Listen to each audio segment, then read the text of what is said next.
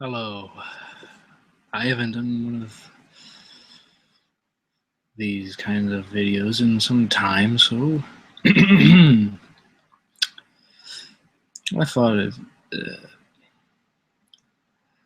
might as well do another episode.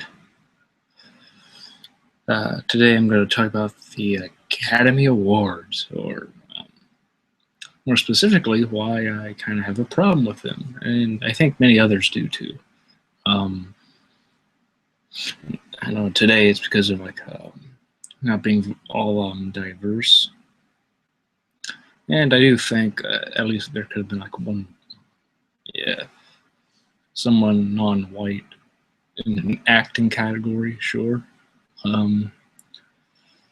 But more specifically, what I'm kind of going to talk about is when movies don't really, either they are nominated, or an actor, director, somebody is nominated a lot, yet for one reason or another, this said person or movie doesn't win. I guess I might as well start off with Peter O'Toole. This film says it won 7 Academy Awards. That's flying now, but deserved each and every one of them. But I and some other people, I think now, feel that the star himself, the man who really helped make the movie together. I mean, I know David, it was David Lean because he directed the film, but if you don't have a great lead as the main character, i.e. Peter O'Toole as T.E. Lawrence, your movie will fall apart, and it didn't. O'Toole was nominated 8 times in his entire career and did not receive an Oscar once. Oh, he did receive an honorary Oscar, but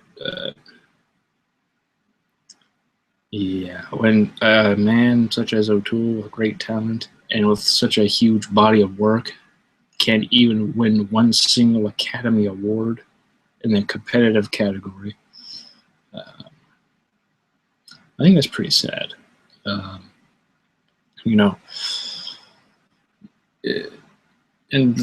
we've seen in the past of how sometimes actors or actresses or even directors get honored with a competitive Oscar over somebody who deserves it more, or perhaps somebody who wasn't even nominated deserved it.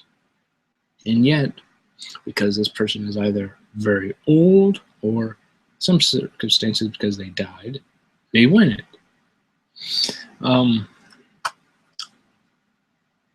O'Toole lost the Oscar for this film, for his performance, to Gregory Peck in To Kill a Mockingbird. Now that was a very good performance by Gregory Peck, but I personally feel that he should have won for a movie called Gentleman's Agreement. I just found his performance in that to be, in my opinion, better. People can disagree, but I think at least in terms of award-worthy work, that movie with the year and the field of actors, I feel he was the best of that year, where O'Toole was the best of his respective year, which Peck was in that group. And it's one of those things, like, I feel.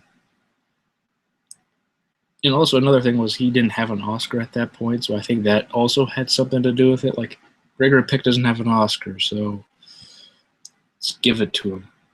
I've also heard people say there's like a political reason, like there's because of the times the movie came out, with the subject matter, political wise or something, had in favor of made them vote for Peck. And you can see, you can take whichever one you think is more valid. Perhaps you might think all are valid, or just one, or maybe none at all. Maybe you think O'Toole's performance in One for Rainbow was very good, but Peck was better. That's fine. But I think now that it's been over 50 years,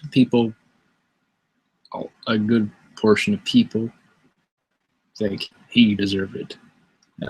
I'm just one of them. Then again, also, I have to say, I think his performance in this is the greatest performance I've ever seen in my life.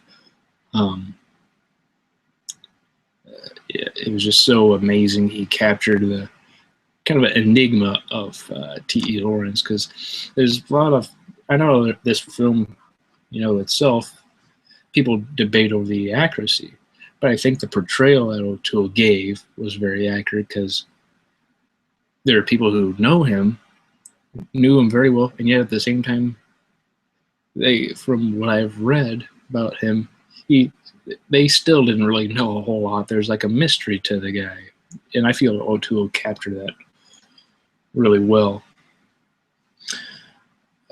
Another instance I want to talk about is James Stewart in Mr. Smith Goes to Washington. Now, this did win an Academy Award for Best Original Story. This was the year of Gone with the Wind. And also, there's so many great movies that came out this year. It was 1939. A lot of people say this is the greatest year of Hollywood. Or if it's not the greatest year, it's often ranked within the top 3 or 5.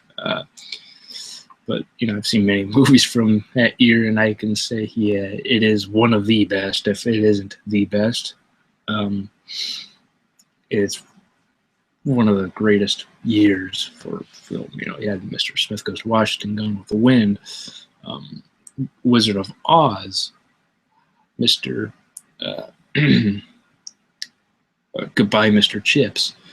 Also, Of Mice and Men was nominated for 4 Oscars and won none. I feel Lon Chaney Jr. deserved a nomination for supporting actor, and I feel he should have won, because he wasn't even nominated. But that's just my opinion. You might disagree, maybe thinking, yeah, he might have deserved a nomination, but winning, maybe not so much. But James Stewart, I feel, should have won. He lost to Robert Donat for Goodbye, Mr. Chips. But some people say, well, the film Gone with the Wind, Clark Gable should have won. And while that was a very good performance by Gable, James Stewart, I feel, had a more difficult role, and also very more demanding, very mentally draining, and I think by the very end, it seemed like also physically draining as well. And also the very end, if you've ever seen this movie, or if you've never watched this movie, watch it. And at the very end, you can just see that there's like this the very end of that movie with his performance of the character. With that scene, it really could have either made or broke the whole movie, because it was such a vital scene, and without that scene being perfect, like the way it is, it could have easily have been overacted or even underdone and not gone to the lengths it should have, and just would have just fell flat. And then the entire movie, of what you realize as you're watching it really builds up to, it's like it would have been like anticlimactic, but he pulled it off so well.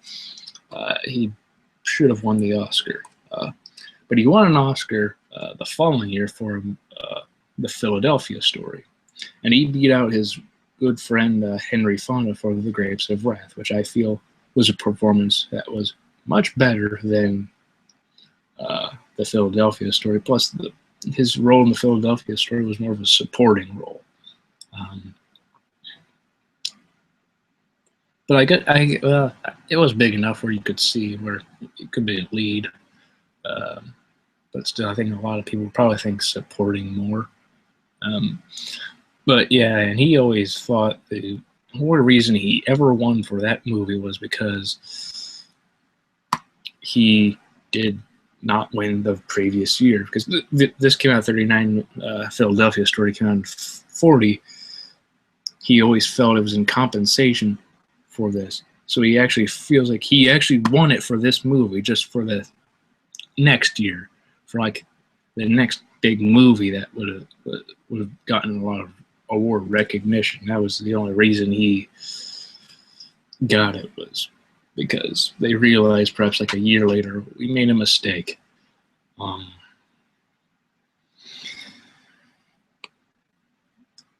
Other movies I'm going to talk about. I'm looking some up.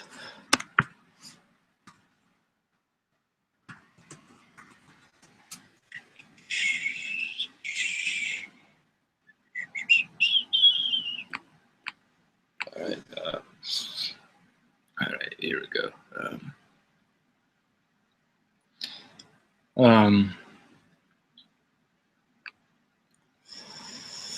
The next film is Tinker Tailor Soldier Spy.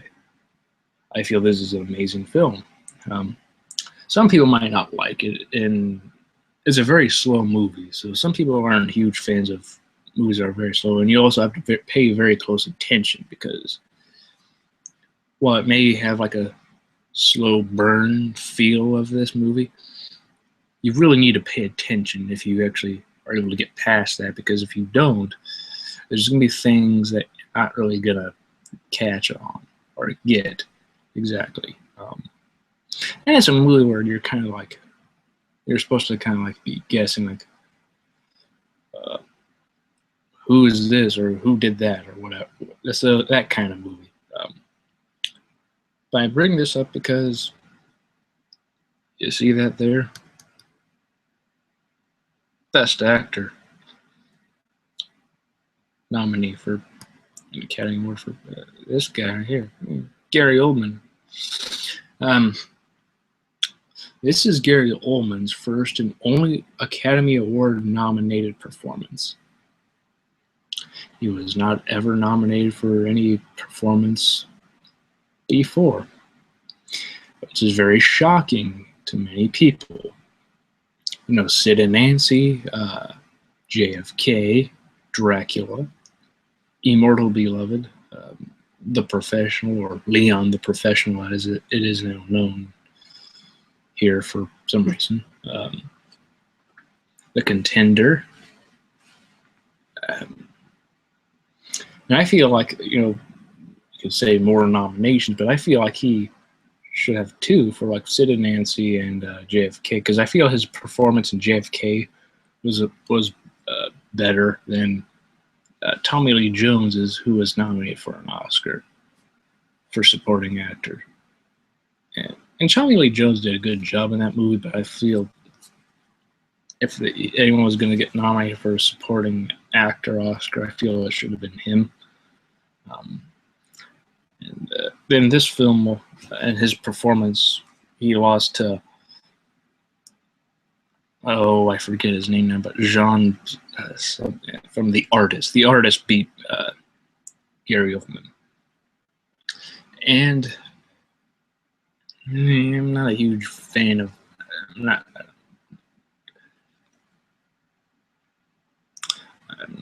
overtly fond of The Artist. I'll just say that. It was a film that was kind of like, you heard of the term Oscar bait? That's kind of that. It's an artsy-fartsy film where, you know, take you back to the days of old and all that stuff. And it's just, I'm like, oh, this won Best Picture, an actor over him. His was very complex. It was a very subtle performance. And he perfected it, and he was amazing. If there's ever a film where where Gary Oldman deserved an Oscar, it was this film. One could perhaps say Sid and Nancy or any other movie, but to me, this is his greatest performance of his entire career. And for somebody like Gary Oldman, it's very hard to pick the best performance.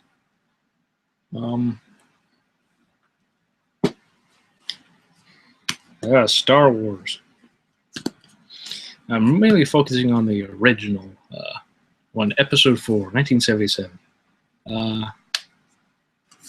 This film was nominated for 10 Academy Awards, won 7, lost 4. You might think, well, how did it lose 4 if it was nominated for 10 and won 7? Well, it won a Special Achievement Award. I will start off with one of the films, or one of the awards it lost to.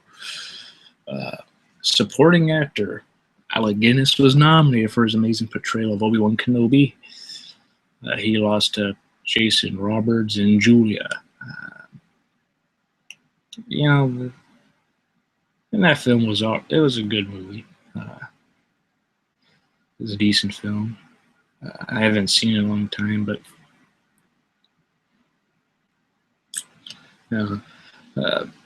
Alec Guinness, I believe his performance was so fantastic. It was deserving of an Oscar. But it's all opinionated too. But to me, the other 3 it lost to, which is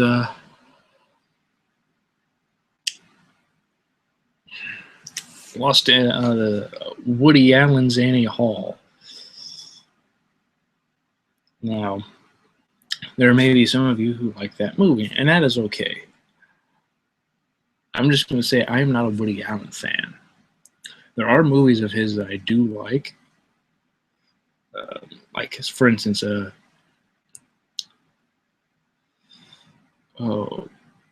Radio Days is one.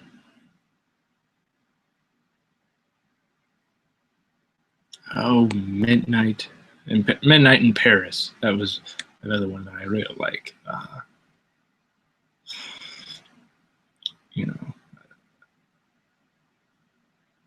Shadows and Fog. There's not a whole lot of his movies I really like. There's maybe a couple more, but that was just an instance of saying, like, well, I'm not a huge fan of the guy's work. There are movies he makes that I do like. And I saw this film, and because, I heard some people say it's like his best work ever. And I'm like, okay, well, I'm not a huge Woody Allen fan, but I'll watch his. I have watched his movies because clearly I have a few that I do like. But I'm like, all right, I'll watch it. I'll give it a chance, And I saw him, like, it beat Star Wars out for Best Picture and Director and Screenplay.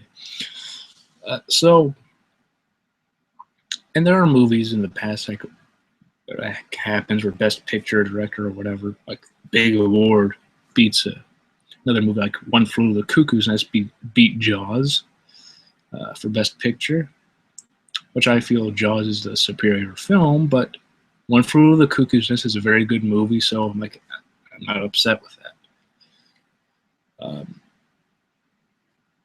Rocky, the following year, won Best Picture over Taxi Driver, which I feel Taxi Driver is the superior film.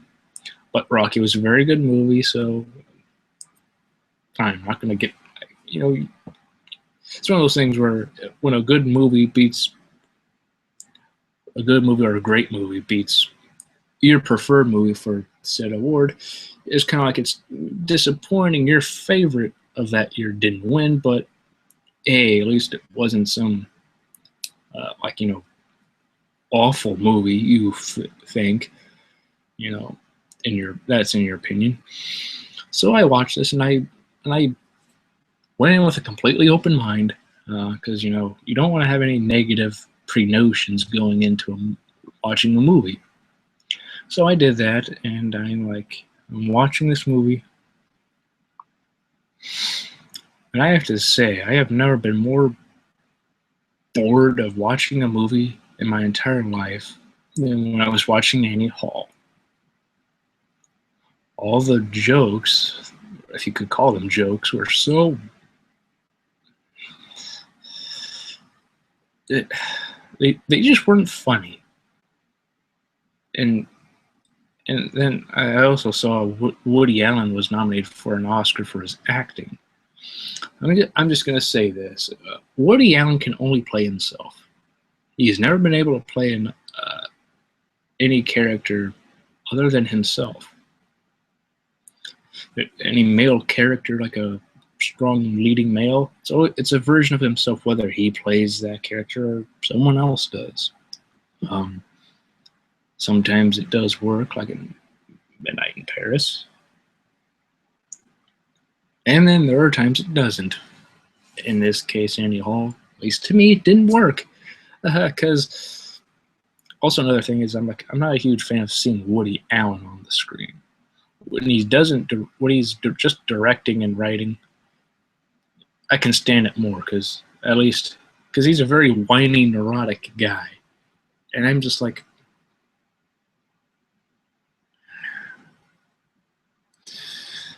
you just like, there's just so much of that kind of character you could possibly take. Now, if it was only in a few of his movies, all right, fine, I could, you can get over it because it was like a one-timer thing, or maybe he was there 2 times, or even 3. But when that character is constantly in like all of his movies,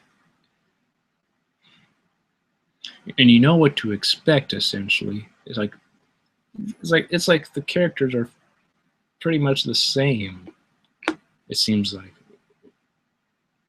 like for men and women, it's like the same, and it's just so watching this movie, I was just like, when does this get funny? When does this get funny? And I was so bored by the end of the movie, 90-some minutes long, I was almost about to fall asleep. Now, there has never been a time when watching a movie, unless it's really, really late, where I'm about to fall asleep. That would be the only reason, is it was really late and I was really tired trying to watch a movie and I fall asleep.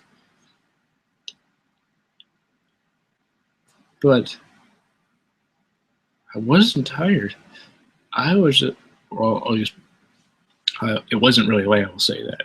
So I wasn't tired going into it. But by that time, I was like, if this movie, I've said this, if that movie was 2 hours long, for the last half hour, I am serious, I would have fallen asleep and not even seen the very end of that movie. But because it was like 90-some minutes long and didn't go on for 30 more minutes, when it was over, I was kind of like, it's over? Oh, I'm glad that's over. That was just,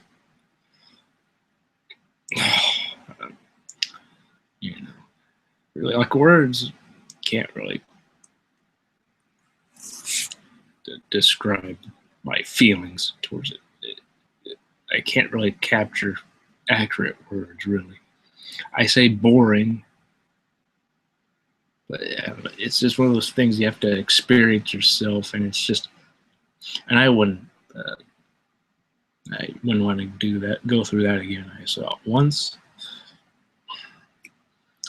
And again, if you like it, great. If you don't like it, okay. But, I feel this was a case where Star Wars was the superior film. The writing was better. Some people have a problem with George Lucas's dialogue, but think of it this way. It takes place a long time ago in a galaxy far, far away. It's like a fairy tale where it's like a fairy tale and science fiction rolled into one. Plus, if it's so with that in mind, it's also in another galaxy, right?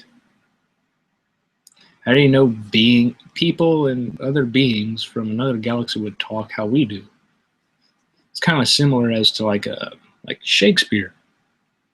In Shakespearean times, people talked different than we do now.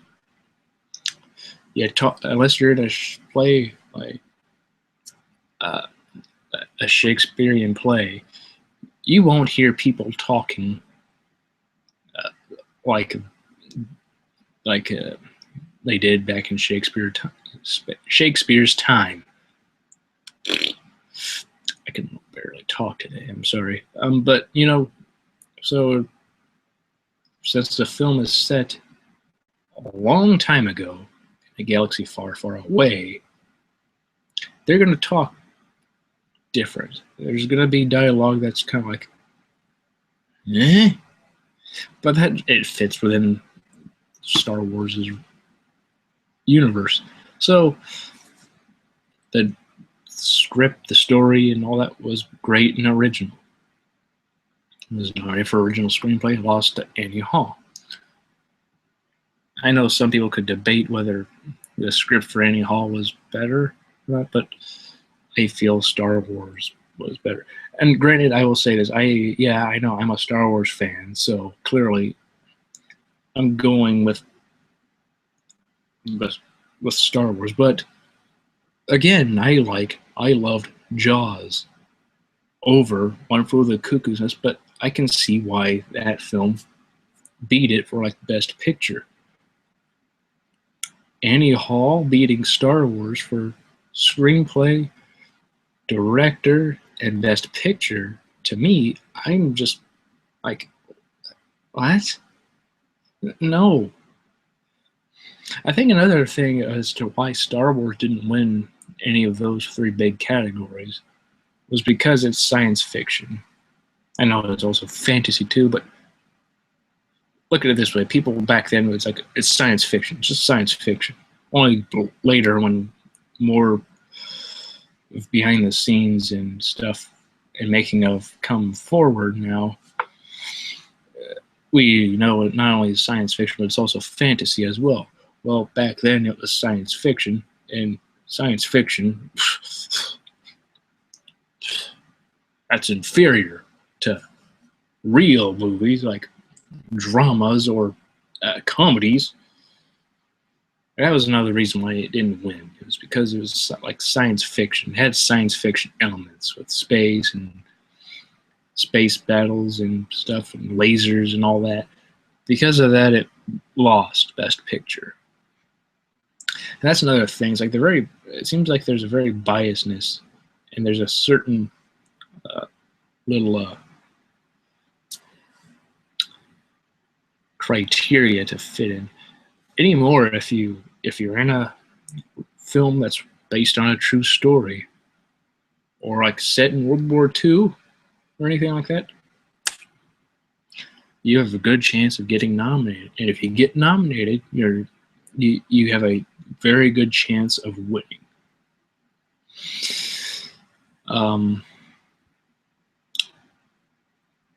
Sometimes it's kind of good, I guess, because then with that in mind, you kind of already know this movie will win, where this film or this performance, which is clearly superior, will not win. You don't have to psych yourself up for excitement or anything.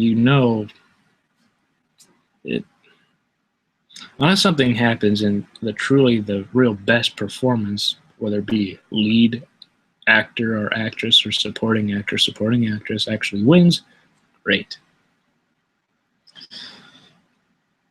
I also want to talk about the Dark Knight trilogy. The first two films were nominated for Academy Awards. The third film was nominated for nothing. And I think these two could have been nominated for big awards like Best Picture, Director, Actor, and all that stuff. Yeah. Oh, there he is. Heath Ledger won an Oscar for supporting actor. A well-deserved Oscar, However, others have said a big reason is he died. And in a way, let's face it, that is the reason he won. However, with that said, my statement still stands. He gave the best performance for the supporting category of that year for actors. but it's not really within the criteria of the Oscars. I'm gonna kind of equate his performance to that of Anthony Hopkins in The Silence of the Lambs, since they're both played evil characters. The only difference, though, is Anthony Hopkins' Hannibal Lecter was sophisticated. He played mind games just as the Joker, but Hannibal Lecter was a more sophisticated character, very intelligent, and because of this sophistication that he had, wrapped in with all the disturbing, frightening things within that character, and I say frightening because it goes with the disturbing element, he truly would freak you out anytime you saw him. Yeah, but Heath Ledger died, and they have this thing now. It's like where it seems like it. This doesn't always happen, but it's like if somebody dies, there's a good chance that person will win over perhaps their performance. Again, that's not the case here, but with the criteria of the Academy, which true story is very helps for winning awards.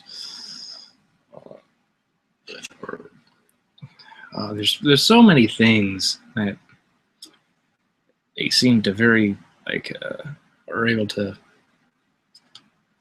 narrow it all down, and it's just very sad. But had Heath Ledger lived, would he have won? I don't know. I like to say yes. There would be a possibility he would have won, but I feel that possibility was very, very small. Will be small as somebody else in that category would have probably beaten him. I feel like Christian Bale in The Dark Knight could have been nominated for an Oscar. I know some might say no. Don't be dumb. But I think each Batman film, his Bruce Wayne Batman performance got better and better. He embodied Bruce Wayne, and he explored, with the help of Christopher Nolan, how Bruce Wayne, what he goes through as being Batman, the physicality and mental stability that that takes on within his mind. And also he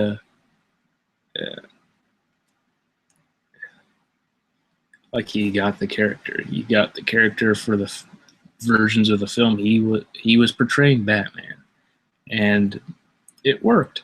I feel like I would like to have him been nominated and even won.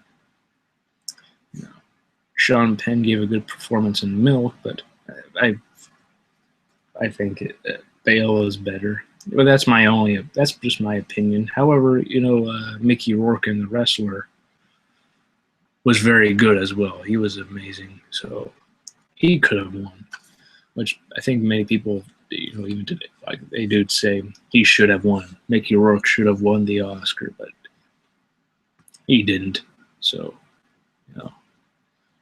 But I have also seen some people say where he should have at least been nominated, like Bale. But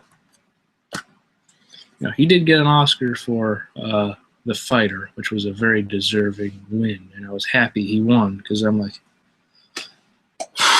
thank you for that performance of deserving to have won. Thank you for honoring Christian Bale's performance for The Fighter. It was well deserved. May have not have gotten nominated for The Dark Knight or Batman Begins or even like American Psycho. He was good enough to have been nominated for those 3 films. And even The Machinist. And, Rescue Dawn, but he got one, so that was good. I think this should have been nominated for Best Picture and Director, as well as this movie, and score and some acting awards. But this got no Oscar nominations. And I think it's because of the shooting in Colorado, which you might think wouldn't be why. I know some people aren't overtly fond of this movie compared to The Dark Knight, but I feel it's just as great as The Dark Knight and Batman Begins.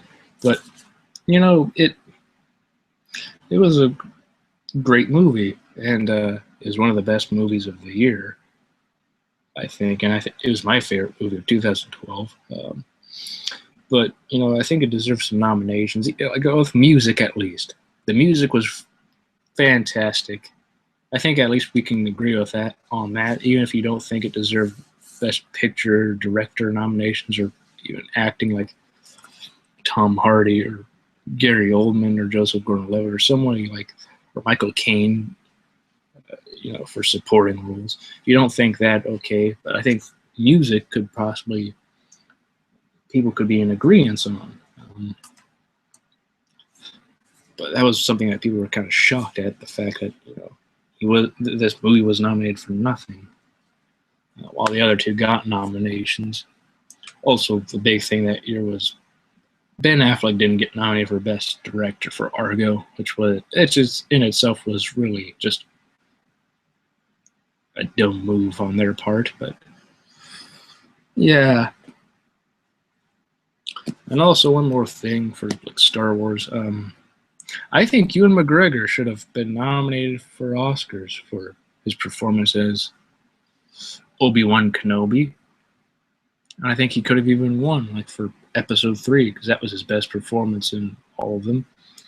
Because my thing is this: if Alec Guinness could have or got nominated for an Oscar, which he obviously did, for the original Star Wars for his performance as Obi-Wan, why couldn't Ewan McGregor be nominated in the same category for the next 3 films, for his 3 films in Star Wars? Why couldn't he have been at least nominated? Maybe not. He may not have won because it's in Star Wars and it's a science fiction fantasy film. Also, why wasn't he nominated for Train Spotting or Moulin Rouge, Black Hawk Down, or Beginners, or The Impossible? Those were all great performances. It has no Oscar nomination. Neither does Steve Buscemi or John Goodman or Isabella Rossellini. And neither does Donald Sutherland, which is a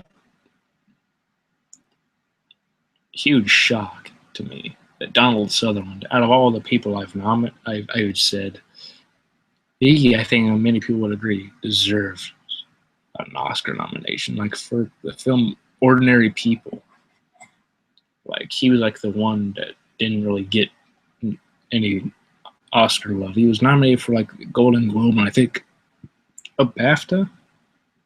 But that was the year of Raging Bull, which De Niro won the Oscar. And also John Hurt for Elephant Man. Those 2 performances I feel were better than Sutherland's performance in Ordinary People. But still, Ordinary People should have been his Oscar-nominated role. And also, here's another thing. I think there should be ties for performances. There's been a few ties in the past for Oscar performances, but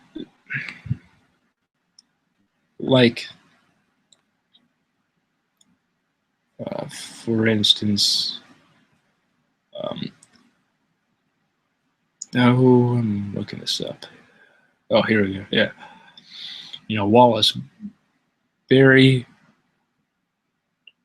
won for The Champ and tied with that performance with Frederick March for Dr. Jekyll and Mr. Hyde. Back then, if somebody had 3 or less votes, like if somebody had more votes that wasn't more than 3, it was deemed a tie. So like Frederick March actually had 1 vote more than Wallace Berry did, but because of the rules back then, they both tied. You know, that's just an example. Could have. Sometimes there's 2 performances, or maybe at one point there could have been 3 actors or actresses of 1. I think that option might sound like kind of perhaps ludicrous, but if it's a rare feat where performances in a leading category or supporting category, whether it's like an actress or actor, if there's performances that are just so good, you got to give Oscars to 2 people or even 3. I think it should happen. Another thing with ties, maybe not ties.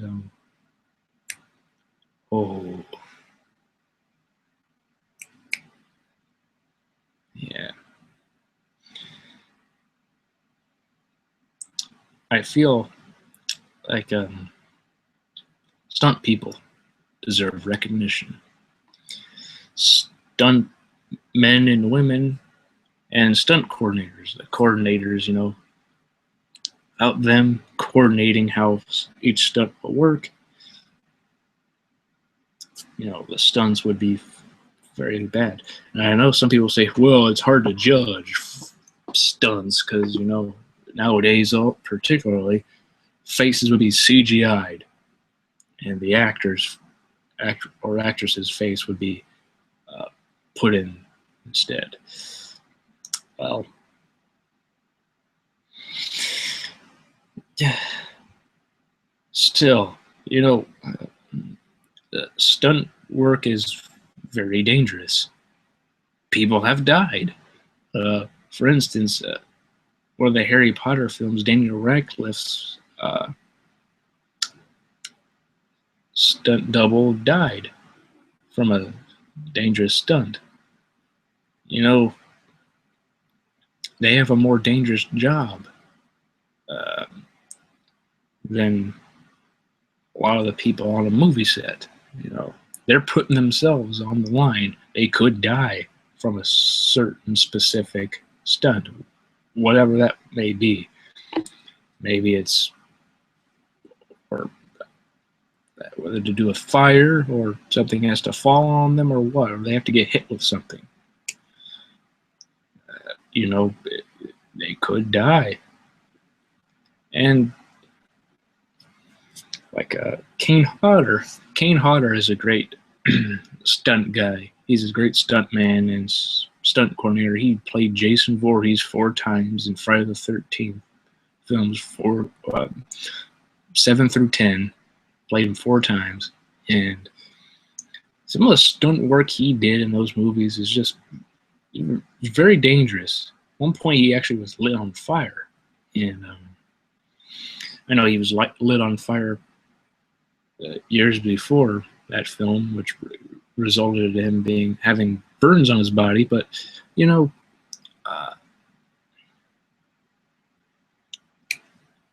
that kind of stuff deserves recognition, because sometimes even nowadays, if it's hard to tell, well, let's take this. Let's take whoever is the lead actor or actress, or whoever has the more whichever character in a movie has more difficult stunts. It could even be a supporting character. Nominate those. Have stunt people pick them out, because actors pick out the best actors and actresses in leading and supporting roles. Directors pick the best directors, and screenwriters best screenplays, and so on and so forth. Have stunt people involved, stunt coordinators. I feel they deserve recognition. They nominate like set design or costuming, which yeah is important, but you know, set design, costuming, that kind of stuff. Like now, yeah, costuming if it's a period film, yes, okay, either like you had to make it from scratch or you're able to find a bunch of old clothes for these people. It's, that's all fine, but you're honoring categories like that, and yet you're not honoring people in categories where they could die, like stunned people. That's just no. That's just wrong. Well, that's really all I have to say. And for other actresses, I will say who, before I forget, who haven't won Oscars. I mentioned Peter O'Toole. Also, Richard Burton never won an Oscar, nor did Peter Sellers. George Lucas didn't win any Oscars. Alfred Hitchcock didn't.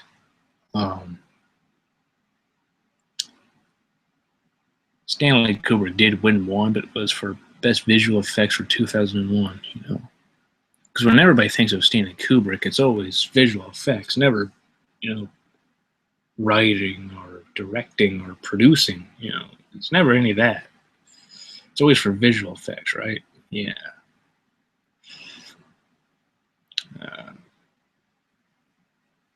But Amy Adams doesn't have an Oscar. I mean, she still could get one. Glenn Close doesn't have an Oscar. She could still get one, but still. Leonardo DiCaprio finally got one. He should have won for What's Eating Gilbert Grape. That was his best performance ever he has ever done. The Revenant was very good. But I feel like Johnny Depp should have been nominated for Black Mass this past year, and he would have been my preferred choice to win. However, DiCaprio, didn't have one, so got to give it to him. And that's another thing, somebody was snubbed there.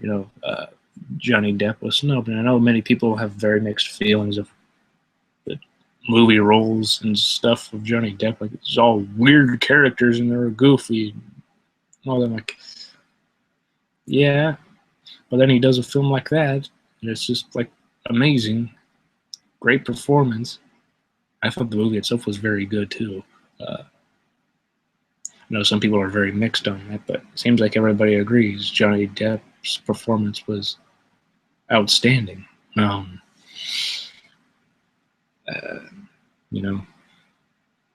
Hopefully he'll get one day. Hopefully Amy Adams will get one, and hopefully Glenn Close will get one, and other actors and actresses and directors and writers and all of these people and within respective categories will get Oscars that they deserve, because there's a lot of people who don't have Oscars and should.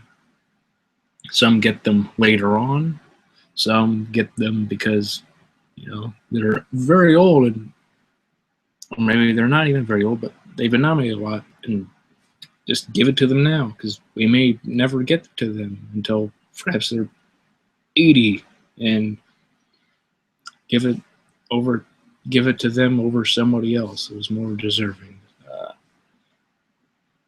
So with that, I shall bid you all a farewell. I know this was fairly long, and I didn't mean for it to be. But then again, I try to make a bunch of videos short, but that doesn't ever seem to happen. So thank you for watching, and see you next time.